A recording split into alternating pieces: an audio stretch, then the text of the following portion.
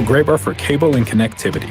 But there's one more thing you should know us for that can help optimize your project's total value, like our comprehensive electronic solutions for security, AV, wireless, and networking, or our specialized job site services, like material staging and kitting, or maybe our logistics specialists who can help you identify efficiencies and ensure just-in-time delivery. So consider what one more thing you may need to optimize your bottom line and get to know us for that. Yep, Graybar does that. This is the Verizon Extra Innings Show. Verizon, the most reliable 5G in St. Louis. The next one is swung on, and there's a fly ball right field, right to Sanchez. His home run put 2 runs up on the board for Miami. He makes the catch, and this ball game has come to an end. The Cardinals have been shut out for the 12th time this season, and they've been shut out in back-to-back games. Last night, Miami won it 5-0. Tonight, 2-0. Tough offensive night for the Cardinals. Good pitching night. Not good enough. They give up 2 runs, and they couldn't score any runs tonight. So they end up losing by a 2-0 score, but the game very much overshadowed by what happened just moments before the game. When I say moments, half hour, 40 minutes now. We don't really know. It started to trickle out on social media about 40 minutes before first pitch. We don't really know when players and when Ryan Helsley was informed of the fact that the trade was going down.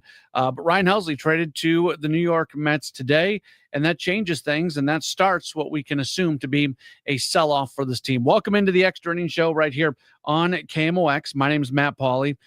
Glad to talk with you about the game and about the Ryan Helsley situation and about the players that the Cardinals got back. I'd be disingenuous to say that I can break down the strengths and weaknesses and the futures of Jesus Baez, Nate Dome, and Frank Elisalt, but we can talk through kind of what they represent, and we can go through that as well. So if you want to chime in, you can do so. Again, you can call or text 314-436-7900, 314-436-7900.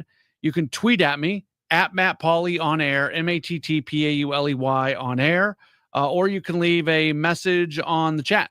If you're watching us on Facebook, Twitter, or YouTube, we already have a bunch of messages coming in. You can just leave a message there, and we'll go through this. So, kind of an empty feeling after this day, to be perfectly honest with you. Like, we all knew that the Helsley trade was gonna come. We all knew that he was going to be traded and that they were going to be bringing in young prospects. And it happens, and now more things are likely to happen. But it just, after what's been such a fun, exciting year this year, at least for the time being, and I just speak for myself, it's kind of an empty feeling. We'll see what it feels like on Friday, what the roster looks like on Friday. In many ways, I'm excited about the opportunities that are going to be given to some of these young relief pitchers now. Let's just, for the sake of this conversation, let's assume that Phil Maton and Steven Matz are not going to be on this roster come Friday because they are likely to be traded as well. I'm very high on Andre Granillo and Matt Swanson and Riley O'Brien and guys like that. I'm excited to see what Ryan Fernandez can do again. He has been at AAA for a long time, and he has done a really nice job there at AAA here recently. He's going to get another big league opportunity. There's just a lot of young players to be excited about. So is it going to look the same? Is it going to be as good? I mean, you think about, where would this team be without Phil Maton? Phil Maton has been spectacular for this club. So you can't sit here and say, well, where would this team be without Phil Maton, and then remove Phil Maton and say, well, they'll be okay. So I'm not saying they'll be okay. I'm saying I'm excited to see what some of these young guys can do with an opportunity. And maybe they will do something. Maybe they've just needed a little bit of time here in the big leagues to really develop, and it's going to be a strong bullpen till the end of the season. I don't think that's out of the realm of possibility, but clearly what's going on with this club right now is they are in sell mode. And it's kind of a tough day when the first move happens that completely and totally shows that indeed they're selling. One thing I want to get out of the way here right at the beginning, because I've seen this all over social media, and it's not even a conversation that I'm going to approach. People are frustrated that Jesus Baez is a shortstop. here's how it goes. This kid's 20 years old and he's athletic. So they've got him at shortstop. He probably doesn't project as a shortstop. Right now, people are saying he's likely a third baseman, could be a second baseman. You can move him to the outfield. If you're bent out of shape about the position that a 20-year-old is going to play in the minor leagues, especially when it's shortstop, let me just relieve that stress from your life, because the position doesn't matter at this point. Him playing shortstop now has absolutely nothing to do with what his long-term position is going to be. If you're worried about other things, that's fine. We can talk through them. People are concerned about the fact that some of these guys are very young and it's going to be a while till we see them. I think for some, they feel like this process of getting back to being a really, really competitive team might be a longer road than they thought it was going to be. That's a legitimate concern, and we can talk through that. But if you're worried about Baez being a shortstop, it's a non-starter because we don't know what position he is going to play. I just want to get that out of the way first so we don't waste our breath on that part of the conversation. Let's grab Randy, who's giving us a call. Hey, Randy, you're on the Extra Innings Show. How you doing, Matt? I'm doing all right. Could you give me an update about John King? What was the injury on him? And Ryan, we're really going to miss Ryan Helsley. I hope he's back next year. Yeah, appreciate the phone call. So John King went down with an oblique issue. He is on the injured list, and it could have been much worse. Oliver Marmol specifically said today that he was happy that the fact that King recognized it right away and didn't try to pitch through it probably limited the severity of the injury, and that's where he's at. I don't think it's out of the realm of possibility that Ryan Helsley returns to the Cardinals. I also don't think it's an overly probable thing either, if that makes sense. So if the market doesn't really come around to him this year, who knows? Maybe he's in a situation where we don't know what's going to happen with him in New York. I hate the words that are about to come out of my mouth because I like Ryan Helsley so much, and I expect him to go into New York and have a lot of success. I really do. I think he's going to be good there. I'm a big believer in Ryan Helsley. I hope that they can work with him a little bit on whatever's going on with his fastball, because it's been something that's been hit. The only thing that would concern me about this, if I was doing the Mets post-game show right now, here is the only thing that would concern me. Ryan Helsley has been a top line closer for a while. Helsley's the guy that when he comes in to pitch, the lights drop. He's got his music. He's got his show. It's a big deal. He's now going to go into an 8th inning role with the Mets. Edwin Diaz is their closer. So Helsley's not going to be closing games with the Mets. That may be perfectly fine. But sometimes a guy's in a closer's role and then he's not. And it's not quite the same for him. I'm not predicting that's going to happen. Again, my prediction is that he's going to be very good there. But if there'd be some concern level that I would have about anything from a Mets perspective, that would be my concern, that it takes him some time to kind of veer back into the setup role as opposed to being the closer. And that's where it's at for the text message comes in, says it's weird that Marmol and Michaelis both talked about Helsley playing for a contender and seem to be conceding the Cardinals are not a contender. From a fan's perspective, I get it, but I would have liked a little more fire from the managers and players vowing that they still have a run left in them. I'm thinking this through, because actually I'm going to get accused of being like a honk here. I don't think it's completely out of the realm of possibility that the Cardinals still have some sort of run and kind of something wacky happens. And maybe if the Padres really fall off, right? Let's go to like a hypothetical situation where the Padres fall apart. That's probably what it would take to open this door back up. Then at that point, because a lot of other teams, the Giants have conceded, you're going up against the Reds. And I know the Reds have made some moves today. Give them credit. They are going for it in Cincinnati, but I don't think Cincinnati is that much better than the Cardinals. So the Reds today acquiring Zach Littell from Tampa Bay. That's a really good move for them. Brian Hayes is going to the Reds as well. So if you put it all together, is there a possibility that they could still do something and sneak their way in? You know, we've seen Sellers do that. We saw Detroit do that last year. It happens. I don't think it's a likely scenario. I think it's a very unlikely scenario, but I don't think it's an impossible scenario. So I understand that text. I really appreciate that text about just what the messaging is going to be. That being said, I mean, the truth is what the truth is, right? Like, look at where the Cardinals have stopped winning games at the worst possible time. They are now a 500 team. They are a 500 team for the first time since being 19-19 on May 7th. This was a team that was 9 games over 500 on June 29th. And now they're 55-55. What's the date today? Today's July 30th. So they lost basically 9 games against 500 in a month. That's not good. 8-19 in July, as one of our commenters mentions. It's not good enough. And they are trending in the wrong direction. So if you can do things that can help make this organization better in the long term, when you are very much trending in the wrong direction, look, they had their chance, right? This team, and I'm not trying to like come out on fire, like going after this team. I'm not. I like this team a lot. I still think they're worth paying attention to and watching and all that.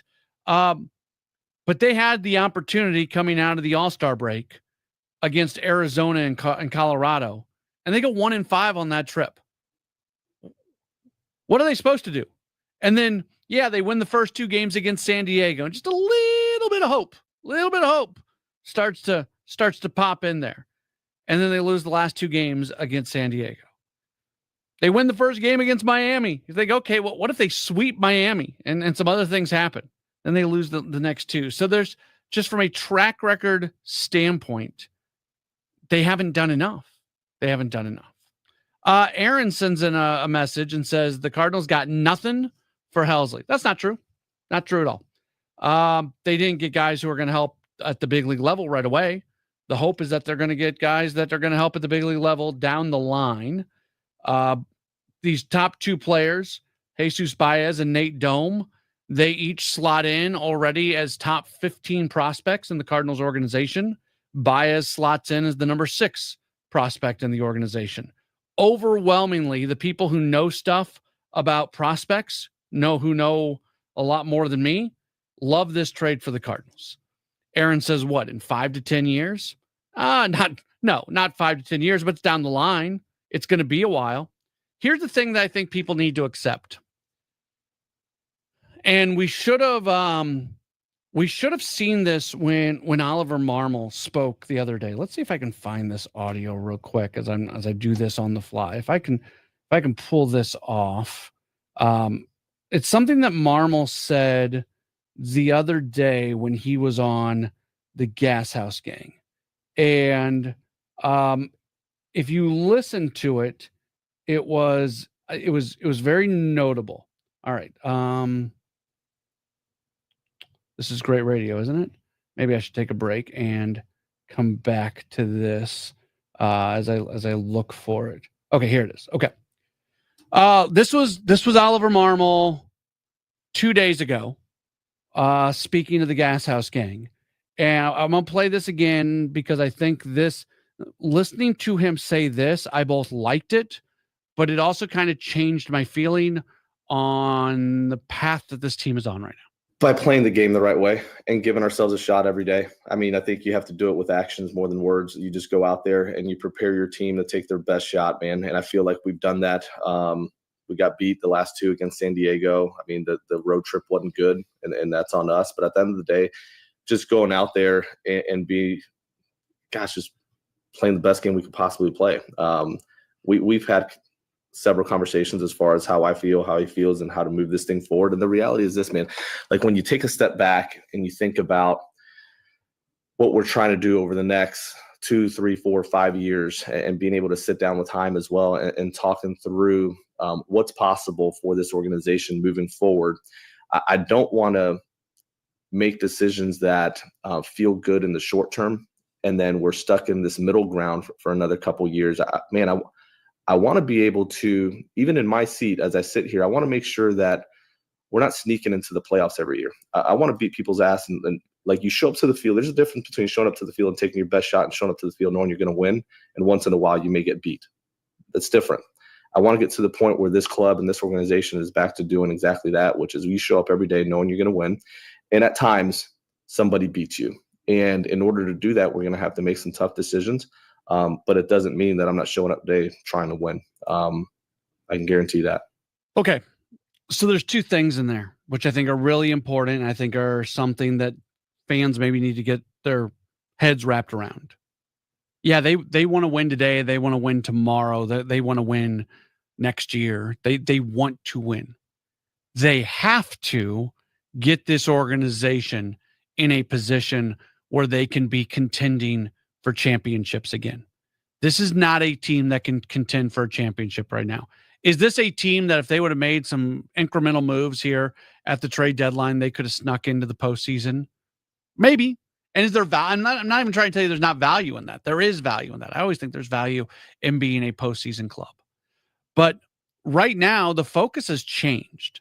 The focus has changed where they want to get this organization back humming along, where on a every year basis, they have a legitimate chance of being a World Series champion. And guess what? Breaking news. They're not winning the World Series this year. And honestly, they're probably not winning the World Series next year, if we're being very incredibly honest about things. I don't know what the offseason is going to look like. I don't know what Chaim Bloom's going to do. Maybe they're going to do more than I'm expecting right now. Maybe there will be much more of a contender than I'm speaking of. But right now, they are laying the bricks at a very low level to be able to get this thing going again, the way it previously was. The organization had lost its way. They're trying to get it back. And when I heard that, and I appreciated that from Ollie a lot, I loved what Ollie said right there. I'm a little bit bummed because my expectations for next season now have dropped to go along with that, because it feels like they're thinking longer term beyond that. But that's what I'm telling you. I played that for you again, and maybe you'd heard it before, but I played that for you because there doesn't have to be an acceptance, but there has to be, I guess, an understanding that right now this team is looking even beyond next year in terms of all the things that they need to do where they can be once again a team that's a legitimate championship contender. Zach sends a message, says, improving your minor league system, up-to-date tech, and update the front office. They are stuck in a mid-2000s mindset. They were.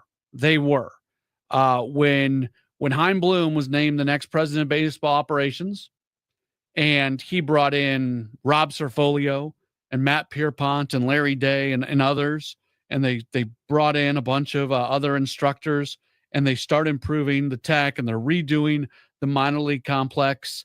That changed it. So Zach, if you would have sent in that message 12 months ago, yeah, you would have been straight on, maybe 18 months ago, but they are looking to improve that stuff. And there you go. One other thing from Aaron. I'm going to go to some other folks here in a little bit, but you said Liam Doyle's 3 to 5 years away. No, he's not. Liam Doyle might pitch in the big leagues next year. Liam Doyle might be on this team on opening day next year. Liam Doyle's a college pitcher that just pitched in the SEC. This guy's ready. Not ready like pitch this year, but ready like he'll be in the mix next year. I don't know. I would be at the absolute very latest, barring injury, 2027 is when Liam Doyle's here. And I think in all likelihood, Doyle's here in 2026. I think that if he has a spectacular spring, he is somebody who can maybe break camp with the team next year. You got to be careful with him right now. He's coming off a college season where he threw a lot of pitches. So you got to be really, really careful on what you want to do with him for the rest of this summer. Maybe he's a guy who gets a game or two with Palm Beach at the end of the season. Maybe he's a guy who goes to the Arizona Fall League. There's a few options there, but yeah, he is going to If you think he's 3 to 5 years away, you've got to disconnect on the way this thing works, barring injury. Cardinals lose today to the Marlins by a 2-0 score. This is the Extra Innings Show. We are presented by Gray Bar. Gray Bar is your distributor for electrical and datacom needs. Having good conversations, getting tons of messages. Generally, I try to read like just about everything that comes in. We're getting a ton. It gets kind of lost in there. So if I don't read your message today, it's nothing personal. It's just it got lost in the busyness of a day like today. But we'll continue to talk through this coming up in just a moment. Cardinals lose to the Marlins. Cardinals trade Ryan Helsley. It's the Extra Innings Show on KMOX. Hey, facility managers. At Graybar, we're not just one of the largest distributors of electrical and datacom parts in North America. We're your connection to help make your buildings smarter. We work with best-in-class manufacturers to supply products for wireless, security, renewable energy, lighting, and critical power solutions. And we have a network of integrators nationwide that can help make it work all together. So, the next time you're thinking about making your building smarter, think Graybar, and we'll help you get connected. Visit graybar.com/connected buildings to learn more. There's a big red barn where you say green. Norm's Bargain Barn. On discount windows, doors, and things. Norm's Bargain Barn. Hi, I'm Norm Wilkie. Come see my new selection of Amish cabinetry made by my good Amish friends at Countrywood Products. We now stock 5 styles of cabinetry for you to choose from. When you need to save on discount windows, doors, and cabinetry, come to Norm's Bargain Barn. With locations in Shiloh and Fenton at the bottom of Gravois Bluffs. Visit normsbargainbarn.com. That's normsbargainbarn.com. At Sandberg Phoenix, we are more than just a law firm. Our attorneys are committed to you, your business, and your community. From startups to established businesses to estate plans, we are ready to serve you in the areas of business litigation, intellectual property, health law, and products liability. With offices in Missouri and Illinois, you can conveniently visit us today at sandbergphoenix.com. That's sandbergphoenix.com. The choice of a lawyer is an important decision and should not be based solely upon advertising. Now, back to the Verizon Extra Innings Show. Back at it here on KMOX. Just a reminder for you, we are going to have a full-day trade deadline coverage tomorrow. Tom Ackerman, of course, will handle the first part of the day. He'll have Gas House Gang at the 12 o'clock hour, and then when they wrap up Gas House Gang, I guess I come on call, and I'll be ready for anything. We'll have updates throughout the day, and then if something does break, if a trade happens, we will immediately get to that. And then at 5 o'clock, it'll be the Redbird Rush Hour tomorrow. That'll be immediately following the trade deadline. It'll be me and Bernie Miklas, and then I'll have Sports Open Line tomorrow night, and we'll spend a lot of time on Sports Open Line talking through the trade deadline and taking your phone calls and text messages and everything. So we got you covered. We got you covered on trade deadline day for sure, which we are now. I'm trying to do math. What are we, 15, 16, 18, whatever. We're tomorrow, 5 o'clock Central is when trade deadline takes place. Did I say this? We're brought to you by Gray Bar. Gray Bar is your distributor for electrical and datacom needs. Appreciate you being tuned in. If you want to call or text, the phone number is 314-436-7900, 314-436-7900. Tweet at me, at Matt Pauley on air, or you can leave us a comment on the video chat for those of you watching us on Facebook, Twitter, and YouTube. Text message from the... let's see, 314 says, last time the Cardinals won the World Series was because of Walt Jocketty, the way he built the minor leagues, the way he built Cardinals baseball. Mo's never built anything that has had a chance to win the World Series. I don't think that's completely fair to John Mozeliak. Look, I get it. He's not a popular guy right now, and it really doesn't matter what he does. He's not going to get any credit for it.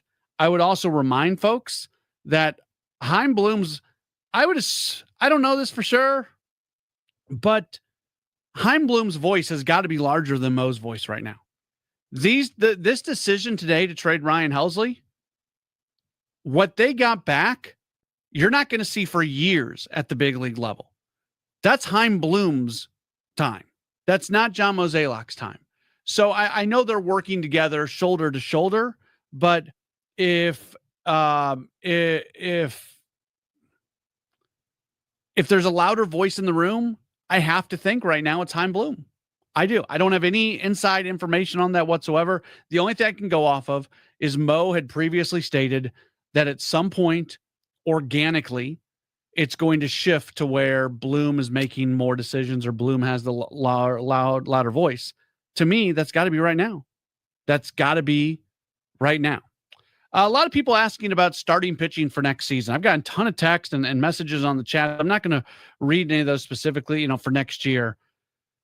You have Gray back next year. You have Liberatore back next year. You have Andre Palante, who's in the mix as well next year, and then you have Michael McGreevy. So I think those are 4 of the spots. Palante is probably not a guarantee, but let's go with that.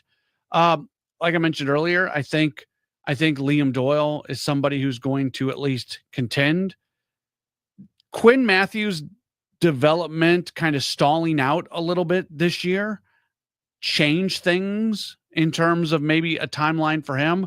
Like, everything I say on KMOX gets archived in the Cardinals Conversations podcast. So I never try to hide something that I said previously. If you were to take an audit of the things that I was saying before the season got started, you would have heard me talking a lot about the fact that, hey, Quinn Matthews is probably going to be a factor in the major league rotation halfway through the season or so. Well, I got that one wrong. I wasn't the only one saying that, by the way. But I got it wrong because he just has not had a mastery of AAA like we expected him to have.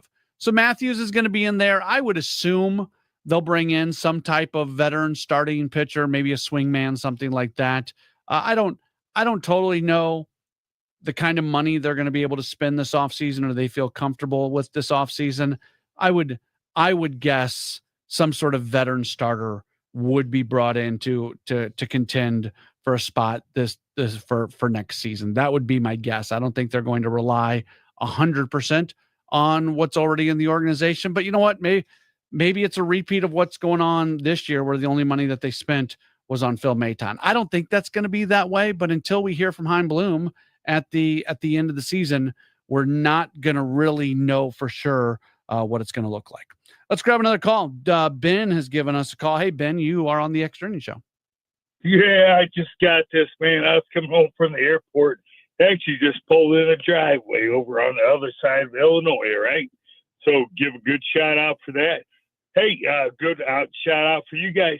But you want to know what, man? You've been backtracking all night long. And I don't know if you're hired by the DeWitts or what, but you've been making excuses for that whole club this whole night since your show.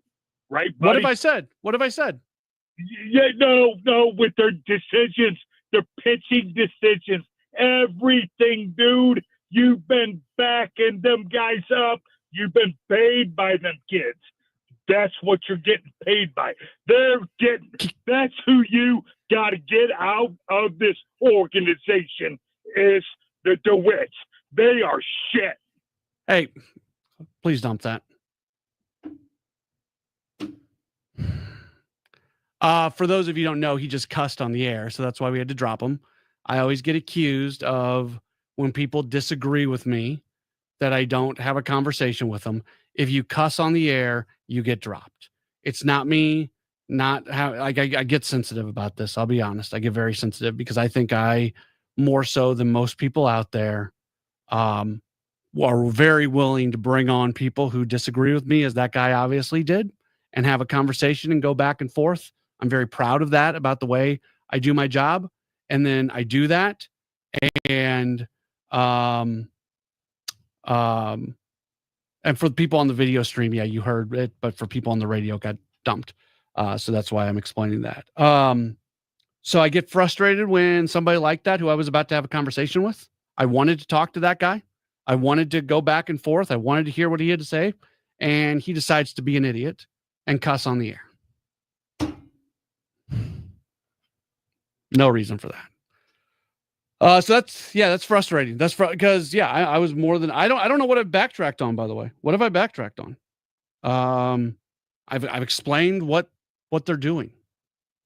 I've explained what they're doing. I don't think I've backtracked on anything at this point. So sorry for that. And everybody on the chat is saying that guy called in was probably drunk. I hope he wasn't driving. Maybe he had a couple few. He said he landed at the airport a little bit ago. Maybe he had a few too many drinks on the flight. I don't know. Maybe his flight was delayed wherever he was coming in from. Got to the airport bar. I don't know. Dude, I'm not judging. I'm just saying those are the different possibilities that are out there. You know what? Let's go ahead and we'll wrap things up here in just a moment. Do want to remind you about what's on deck, sponsored by Chesterfield Fence and Deck. The sign you have, the very best, chesterfieldfence.com. Cardinals are going to get back at it when they match up against the Padres. Watch them go out to San Diego and put together just one heck of a series. So, and then all of a sudden make this thing look a little bit interesting. But as far as the pitching matchup for the series opener coming up on Friday night, it's going to be Matthew Liberatore on the mound. The lefty is 6-8 with a 4.04 ERA. Nick Pivetta is going to go for San Diego. He is at 10-3 with a 2.81 ERA. So that's going to be what's coming up here on Friday night. A reminder for you of what's going to be coming up tomorrow. So we are going to have full day coverage again of the trade deadline tomorrow. We are going to, Tom Ackerman is going to kind of be the guy on call, starting in the morning, going all the way till 1 o'clock. Of course, they'll have the Gas House Gang from 12 o'clock to 1 o'clock tomorrow. And then starting at 1, I'll be around. So if something breaks, I'll be able to pop on right away. And then once we get into 5 o'clock and the trade deadline is passed, we'll get into Redbird Rush Hour and we will go from there. So we'll see. Look, there's a very good chance that Phil Maton and Steven Matz get traded tomorrow. I think there's an outside chance that JoJo Romero gets traded. And then I think the thing that we're really going to be watching for is there a possibility that a position player, does a Lars Nootbaar, does a Brendan Donovan, does a Mason Wynn, does one of those guys get traded? And then things would get very, very interesting. Appreciate everybody being tuned in tonight. And we look forward to talking to you all day long tomorrow right here on KMOX. They are a Hall of Fame company, MVP talent. That would be Chester.